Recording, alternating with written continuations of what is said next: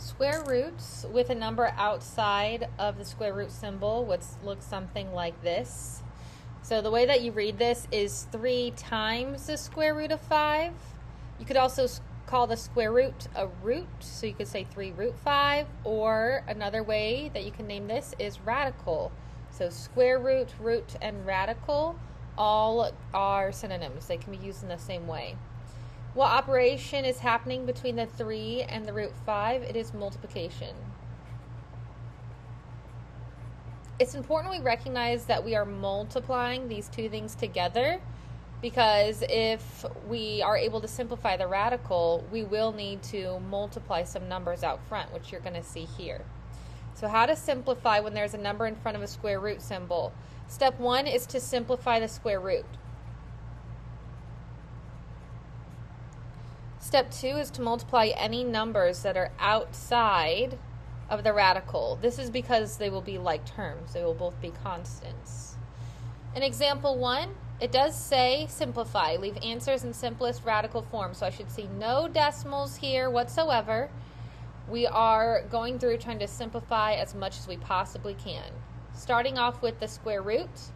The square root of 25, this is the square root of a perfect square, which means I will get a whole number. There's no longer any sort of radical. Then 2 times 5, those are like terms. I can go ahead and multiply them together. The answer is 10. Taking a look at the square root of 75, if I list out the factors of 75, I want to think about what are perfect squares other than 1 that I can pull out. You always want to pull out the largest perfect square in its list of factors. What comes to mind for me right away is the square root of 25 times 3. So 25 times 3 is equivalent to 75. I now have it rewritten as a perfect square times another number. You can make sure that you pulled out the biggest perfect square if the other number does not have any factors that are perfect squares. So the factors of 3 are just 1 and 3, which means yes, 25 should be the biggest one. Now we do have that 3 out front, so we do got to keep that in mind. When I rewrite this, so breaking apart using product property, I want you to recognize you can evaluate the square root of 25.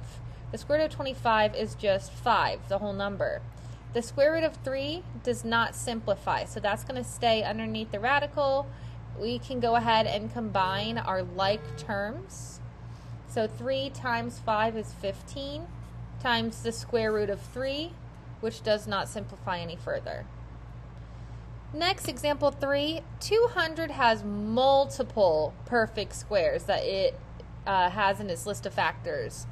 1, 4, 25. The biggest one I can think of is 100. So sometimes you might have to list out all the factors. If you can think about the biggest one, though, go ahead and write it down. I know this is the biggest one because, again, look at the 2. The only factors of 2 are 1 and 2. So no perfect squares other than 1. It means, yes, I have picked the largest perfect square that it's divisible by. Using product property to split apart, I want to see, hey, the square root of 100, that's 10, the whole number. Square root of 2 does not simplify, but I can go ahead and multiply my 5 and 10 together, giving me 50. So the answer is 50 root 2. Last example I'll do with you, we're going to go ahead and simplify 27. So the square root of 27 can be rewritten as 9 times 3. Using product property, I'm going to break it apart. The square root of 9 becomes 3. The root 3 does not simplify, so 9 would be what I get when I multiply 3 times 3, and that root 3 stays, and we're done. You are responsible for the on your own, so I'm going to go ahead and move on to the next portion of the notes. Fractions and square roots. Step 1, rewrite the fraction with the radical symbol on each number. Step 2, simplify the numerator and denominator. Step 3, reduce fractions on the outside of the radical. So once again, we see those directions. Simplify. Leave answers in the simplest radical form. I do not want any decimals here whatsoever. So this is called the quotient property. What you can do if you have a fraction underneath a radical is you can break it apart. Just like product property with multiplication, you can break it apart. Once you break it apart, you just look at them individually and simplify. So just looking at the numerator, I have the square root of 1. Square root of 1 is just 1, since 1 is a perfect square. Then just looking at the denominator, the square root of 25 is just 5, since 25 was a perfect square. So that means my final answer is 1/5. Once again, when you have a fraction underneath a radical, using quotient property, you can break it apart. Now, because I know my perfect squares, I do recognize the square root of 121 is just 11, a whole number because it was a perfect square. The square root of 90, though, 90 is not a perfect square. So I have to think about factors that are perfect squares other than 1. The biggest the biggest factor I can think of that's a perfect square is 9. You can always double check 10. The factors of 10 are 1 and 10, 2 and 5. No perfect squares other than 1, so yep, 9 should be the biggest one. Using product property to break it apart, I do recognize that what I would be left with is 3 root 10. So that means I have 3 root 10 over 11. If my constants, the 3 and 11, could simplify, you would want to. However, these do not, so that's going to be my final answer. Taking a look at example 3, once again, using quotient property, I'm going to break it apart. I do recognize the denominator is a perfect square of 8, so we're good there. 32 has multiple perfect squares in its list of factors. You want to make sure you're pulling the biggest one. The biggest perfect square I can think of is 16 times 2. 2 should be the biggest one because 1 times 2 is 2. That's the only list of factors. No perfect squares other than 1. Using the product property, I can break it apart and see that I have 4 times root 2 over 8. Now this time, my constants do simplify. You want to make sure you simplify all the way with these as well. So 4 over 8 simplifies to 1 over 2. Both numbers were divisible by 4. So that gives me root 2 over 2 to be my final answer. Because again, 4 over 8 became 1 over 2. You don't have to write the 1 there, but you could if you really wanted to. Next, I have the square root of 16 over the square root of 400. It actually is already broken apart, so we don't have to do that quotient property. The square root of 16 is 4, and then 400 is a really big number. If you weren't sure, you could always plug it into your calculator. So you can plug in square root of 400 just to test and see, do you get a whole number? And yes, it does. That means that it must be a perfect square of 20.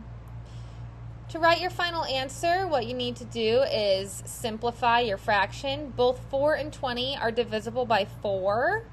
That's their greatest common factor between them, so that's what you want to divide by, and that would give you 1/5. You are responsible for the on your own, so I'm going to go ahead and skip that, moving on to the next portion. You can also reduce the fraction first, but don't throw away any perfect squares. So you can simplify the fraction first if it helps you. 72 divided by 2. None of those are perfect squares, but I do recognize if I do 72 divided by 2, that is 36, which is a perfect square of 6. So that kind of made it easier. Here, I could simplify 15 over 25. They're both multiples of 5. But if I did that, dividing each by 5, that would give me 3/5. That doesn't really help me, so simplifying isn't really necessary. I do notice right now I already have a perfect square in the denominator. So I'm just going to go ahead and evaluate the square root of 25 as 5 and the square root of 15.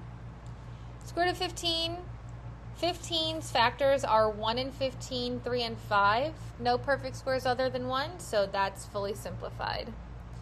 For this next one, once again, technically I could simplify and get 1 over 6, since both of these are divisible by 6, but that doesn't help me.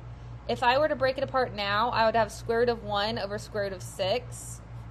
So I'm going to go ahead and keep it as the square root of 6 over the square root of 36. The square root of 36 is a perfect square of 6, so that's going to be a whole number there. And the square root of 6, the only factors of 6 are 1 and 6, 2 and 3. No perfect squares other than 1, so we got to stop there. And then example 8, neither of these numbers are perfect squares. So this is definitely one where you're probably going to want to simplify first. 14 over 8, they're both divisible by 2, so that gives me 7/4. That is helpful because look, in the denominator, I now have a 4. So square root of 4 is just 2, the whole number, and square root of 7 does not simplify any further. And we're done. You're responsible for the on your own, so we're going to go ahead and move on to the next portion. When we were working with the last portion, I made it so that the denominator was always a perfect square, a whole number. Unfortunately, that does not always happen. If you ever see a radical in the denominator, we would have to do something called rationalizing. That's not something we're going to hit on today, but I do want to mention we always do need to be careful and make sure that we're not getting a radical in the denominator. That cannot be a part of our final answer. For now, though, we are going to combine the special circumstances where you have a number outside of your radical and then possibly a radical that you'll want to simplify first. So taking a look here, I have a 10 on the outside. My fraction, these are not perfect squares, but if I were to simplify, so both of those were divisible by 2, I do see that now I have a perfect square. Using quotient property, I'm going to break that apart. So now I have the square root of 25, which is 5. The square root of 24 does simplify. If I'm thinking about the factors of 24, I do think of 4 and 6 right away. So using product property, the square root of 4 times the square root of 6, that would give me 2 root 6. So 2 root 6 over 5. And I do have that times 10 out front. When we're multiplying, do keep in mind that 10 is technically over 1. And when we're multiplying fractions, you're supposed to know to go across the top and across the bottom. So 10 times 2 is 20 times root 6, and then 1 times 5 is 5. Then I do see I have like terms that can be simplified. If you divide 20 by 5, you get 4.